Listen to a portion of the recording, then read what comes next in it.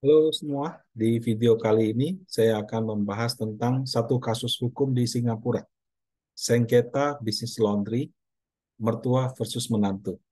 Nah, case-nya seperti apa? Putusannya juga saya lihat cukup menarik gitu. Nah, untuk lebih lengkapnya sebagai berikut. Jadi, eh, kalau saya boleh ringkas dari yang saya baca, kasus hukumnya seperti ini.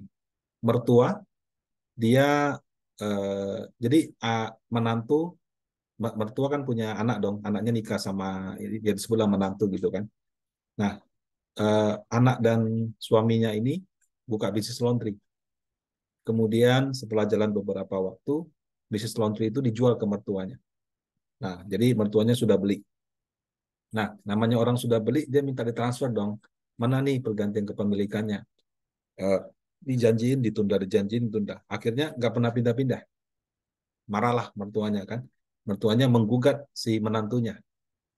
Kok saya sudah bayar kamu uang untuk beli bisnis laundry ini, kamu kok nggak transfer kepemilikannya gitu, enak aja kan.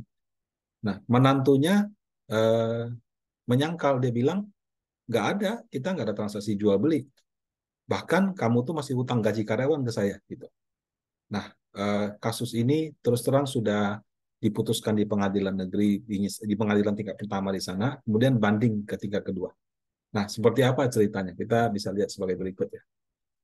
Nah, mertua ini punya dua anak laki-laki, dua anak, satu yang laki, satu yang perempuan. Kemudian mertua ini menjadi yang menggugat atau penggugatnya. Nah, menantu menikah sama anak perempuannya, menjadi yang digugat. Nah, ceritanya tahun 2013, menantu ini punya usaha WW Laundry. Sebut saja WW Laundry. Kalau di kasus Singapurnya Wiwi, Wiwi Laundry. Nah, dia jalankan bersama istrinya gitu. Nah, kemudian versi mertua ya, WW Laundry ini dibeli senilai 90.000 sin dolar, atau kalau dengan kurs 11.000 setara dengan 990 juta rupiah. Nah, uangnya udah ditransfer ke menantunya, tapi perpindahan sahamnya tidak kunjung dilakukan. Nah, kemudian di Mei 2015, jadi ini bisnisnya 2013 ya. Mei 2015, menantunya sama istri datang ke mertua. Dia bilang, gini deh Bu, beli balik deh dari saya. Kamu kan kemarin beli saya punya apa, uh, sorry, maksudnya si menantunya bilang, kamu kan kemarin beli dari saya 90.000, saya tawar beli beli kembali dari kamu lagi 140.000 gitu. Nah, jadi tadinya nggak jadi dipindah-pindahkan kepemilikannya, menantunya datang, dia bilang, ini deh saya beli kembali deh gitu. Nah, mertuanya setuju, tapi lagi-lagi walaupun sudah janji mau dibeli nggak dijalankan, sehingga dia sudah merasa menunggu kelamaan, dia mengambil jalur hukum. Nah, gugatannya adalah pindahkan segera kepemilikan WW Laundry, atau ya bayar sesuai janji kamu 140.000 sin dolar gitu. Nah, mendapat gugatan itu, menantunya malah gugat balik. Versi menantunya dia bilang, betul, saya memang terima 90.000 dari kamu gitu. Nah, kemudian 90.000 itu dibayar dari mertuanya ke satu PT, di mana di PT itu menantunya adalah pemegang saham mayoritas. Jadi nggak ditransfer ke perorangan ya, dia transfer ke satu PT, di mana PT itu miliknya si menantu. Nah, menurut menantu, uang 90.000 yang dibayar itu bukan uang untuk beli saham, tapi biaya konsultasi. Jadi si menantunya mengklaim mertuanya sama anak lakinya itu mau belajar bisnis laundry. Jadi kemarin disepakati biaya konsultasinya itu adalah 90.000 dolar per tahun, mulai dari Januari 2013 dan dapat diperpanjang. Nah, eh, menantunya klaim ya, untuk dia kan bayarnya 2013. Jadi Januari 2013 sampai Desember 2013, 90.000. Nah, waktu mertuanya gugat itu kan di 2015, tepatnya bulan Mei sih. Dia bilang yang Januari 2014 sampai Mei 2015 itu masih ada biaya konsultasi, dia nggak bayar. Makanya si mertuanya dibilang berhutang 127.000 gitu. Nah, aneh kan? Tapi kita baca lagi ya. Nah, kemudian selama masa ini masih versi menantu ya. Jadi menantunya bilang mertuanya itu sepakat bayar biaya konsultasi 90.000 atau hampir 1 M per tahun.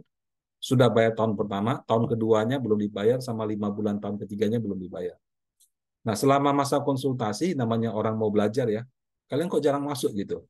Nah, jadi mertua sama anak lakinya jarang masuk, sehingga terpaksa dia harus mempekerjakan satu orang driver untuk antar jemput barang, sama mempekerjakan istrinya juga untuk mengurus di laundry itu. Nah, jadi si menantu ini juga menggugat kepada mertuanya, gaji driver sama gaji anak perempuan atau istri saya ini, saya yang bayar loh dari kocek saya. Totalnya itu dari Januari 2013 sampai Mei 2015 itu 72.200 atau 794 juta. Nah, jadi mertuanya menggugat ke menantu, segera transfer ke pemilikan atau bayar 140.000 sesuai janji kamu. Nah, si menantunya gugat balik, kamu masih hutang saya biaya konsultasi 127.500, masih hutang saya gaji karyawan 72.200.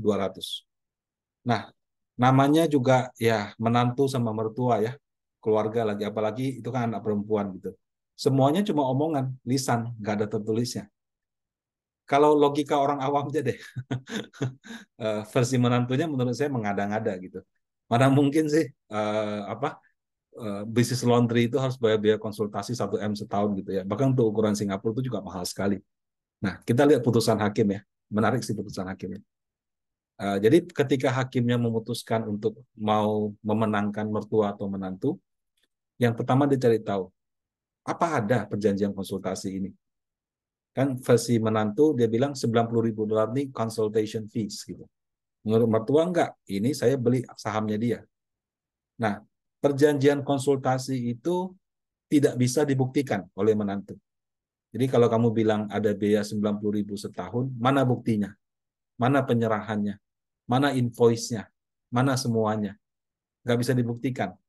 Sehingga klaim 127.500 biaya konsultasi dari Januari 2014 sampai Mei 2015 tidak eksis. Nah, kemudian ini kan come on, laundry man. Laundry pun bukan dia cuci sendiri. Dia tuh cuma kayak yang toko, kemudian dia iklan, orang mau laundry, dia kirim orang untuk ngambil baju, kemudian dia kirim ke tukang cuci, itu juga dia outsource keluar. Kemudian setelah dapat, dia kirim kembali. Nah, emang apa yang harus dikonsultasikan gitu ya. Jadi tidak ini gitu. Nah, kemudian sejak 2013 ketika si mertuanya membayar 90.000, memang itu rekening bank WW itu dipegang sama mertua. Ya, jadi pembayaran-pembayaran itu dimasukkan ke rekening yang dipegang oleh mertuanya sendiri. Oke, jadi pertama argumen menantu ada hutang konsultasi tidak eksis. Wong mertuanya yang pegang duit kok di sana. Nah, kemudian yang kedua, apakah uh, klaim mertua yang tadi kan konsultasi kan klaim menantu, klaim mertua bahwa si menantunya janji mau buyback 140.000 itu benar ada atau tidak. Nah, tapi karena cuma lisan, tidak ada buktinya juga. Jadi tidak bisa dibuktikan bahwa pernah ada janji atau omongan yang mengatakan si menantunya akan beli di 140.000. Nah, kemudian logikanya juga, kan mertuanya beli di 90.000. Itu kan juga anak perempuannya gitu. Kalau dia mau jual mau bantu anak perempuannya, kenapa dia mau ambil untung gitu loh. Jadi apa namanya, um, klaim bahwa 140.000 itu juga tidak ada. Ya. Nah, jadi untuk yang keputusan pertama, hakimnya mengatakan, jadi biaya konsultan itu tidak eksis, janji buyback 140.000 juga tidak eksis. Tapi 90.000 ditransfer untuk membeli, itu eksis gitu. Nah, sehingga diperintahkan, oke menantu, kamu transfer kepemilikan laundry ke mertuanya. Itu keputusan yang pertama. Nah, kemudian yang ketiga, ya, tadi kan yang tadi dibuktikan konsultasi, 140.000 janji buyback. Yang ketiga adalah tentang hutang gaji. Ini menarik gitu. Jadi benar memang ada pembayaran dari menantu ke driver sama ke istri, bukan dari rekening perusahaan, tapi dari rekening rekening menantu ke driver sama istri selama periode tersebut sebesar 72.200. Ya. Jadi memang benar ada. Kemudian berdasarkan itu ya, berdasarkan karena memang uang yang dikeluarkan untuk membayar gaji itu ada dan bukan dari rekening perusahaan tapi dari rekening menantunya, di pengadilan tingkat pertama si mertuanya diperintahkan untuk kembalikan ke menantunya. Nah, jadi pemilikannya dipindah tapi disuruh bayar hutang gaji. Untuk yang hutang gaji ini mertuanya banding gitu. Waktu dia banding argumennya begini, uh, kan si menantunya gugat balik satu paket nih, ada biaya konsultasi, ada biaya hutang gaji. Karena biaya konsultasi ini tidak eksis, mengada-ngada, maka ya yang namanya hutang gaji ini juga seharusnya ikut gugur gitu. Nah, jadi poin pertama itu. Poin kedua, si mertuanya mengatakan tidak ada perjanjian bahwa gaji karyawan itu dibayarkan lewat menantu. Ya, jadi tidak ada perjanjian. Yang suruh bayar siapa? Kan nggak ada kan? Kalau kamu mau bayar kan urusan kamu gitu.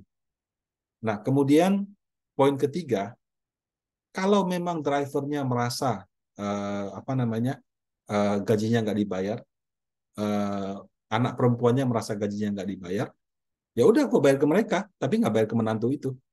Jadi argumennya memang seperti itu.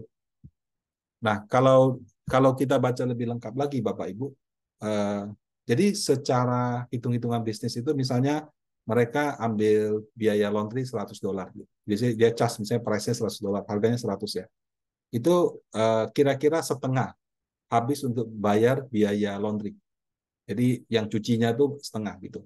Setengahnya lagi baru setelah dipotong dengan gaji, dipotong dengan mungkin ongkos bensin, ongkos apa, baru disetorkan ke perusahaan. Jadi menurut mertuanya itu kenapa tidak ada uang keluar dari rekening perusahaan kepada rekening itu? Karena ketika mereka terima cash, cashnya langsung habis dipotong dibayarkan. Makanya yang masuk ke rekening perusahaan itu ya sisanya aja, gitu. Jadi itu versi si mertuanya. Nah, bagaimana dengan banding mertua ini? Ternyata diterima. Jadi si mertuanya menang di tingkat banding bahwa hutang gaji itu tidak perlu dibayarkan. Nah, saya tidak tahu apakah setelah ini menantunya bakal banding lagi atau tidak. Tapi mungkin yang bisa kita pelajari ya, kalau kita sudah bicara bisnis ya, sekalipun keluarga itu tetap harus ada hitam di atas putih. Dan kemudian walaupun dekat gitu ya, walaupun keluarga, walaupun baik seperti itu, suatu bisnis harus dijalankan secara profesional. Jadi kalau misalnya memang ada jual beli, ada hitam di atas putih jual belinya. Kalau misalnya ada janji, ya janjinya harus itu. Kalau ada bayar gaji, bayar apa, ya juga harus jelas gaji-gajinya itu berapa. Nah, jadi kalau misalkan seperti itu, sebenarnya tidak hanya dengan keluarga, dengan teman, dengan sahabat, dengan pemegang saham, semua itu perlu siap. Supaya suatu hari, amit-amit kalau sampai ada sengketa, maka pihak-pihak yang berkepentingan itu akan lebih terlindungi haknya. Nah, demikian tentang pembahasan saya kali ini. Semoga bermanfaat bagi Bapak Ibu semua. Terima kasih.